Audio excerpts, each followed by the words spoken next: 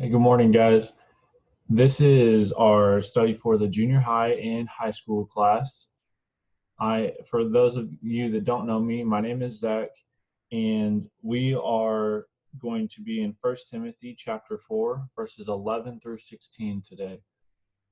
We're continuing our study with the next class is Counsel for the Young. So like I said, that's 1 Timothy 4, 11 through 16 are the verses that we're going to be focused in today. I'm going to go ahead and read these 5 verses and then share some thoughts. Command and teach these things. Let no one despise you for your youth, but set the believers an example in speech, in conduct, in love, in faith, in purity. Until I come, devote yourselves to the public reading of Scripture, to exhortation, to teaching.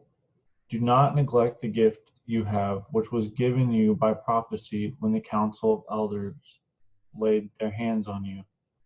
Practice these things, immerse yourself in them, so that all may see your progress. Keep a watch on yourself and on the teaching. Persist in this, for by so doing you will save both yourself and your hearers. So we've been mindful to keep the context at the front of our minds. So let's remember that this is Paul writing to Timothy. This is an older preacher writing to a younger preacher, and Timothy is about to he's taking a bigger responsibility in leading a congregation.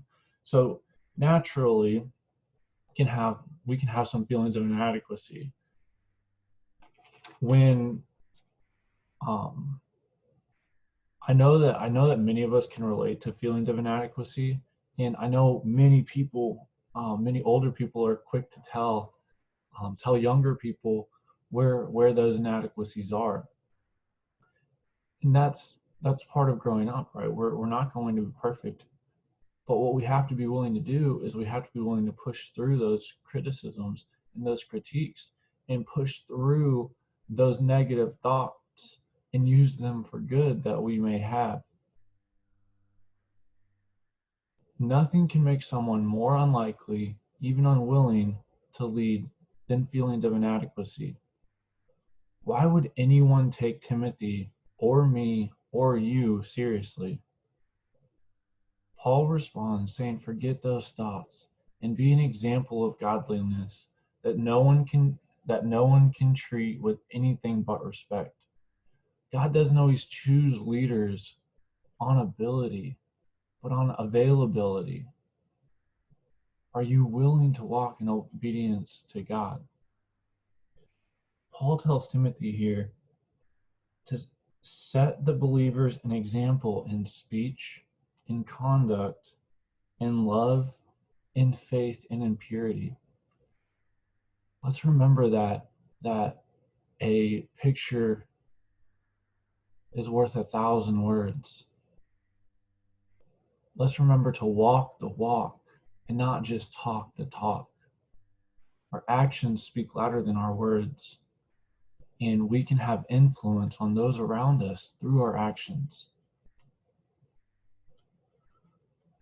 A couple questions I want to leave you guys with, just to think about, so we can have some discussion in our Monday night Zoom call at 7. What really matters? Do you know the truth? Are you a Christian? Do you know the gospel of Jesus Christ? That's what matters. Do you live those things?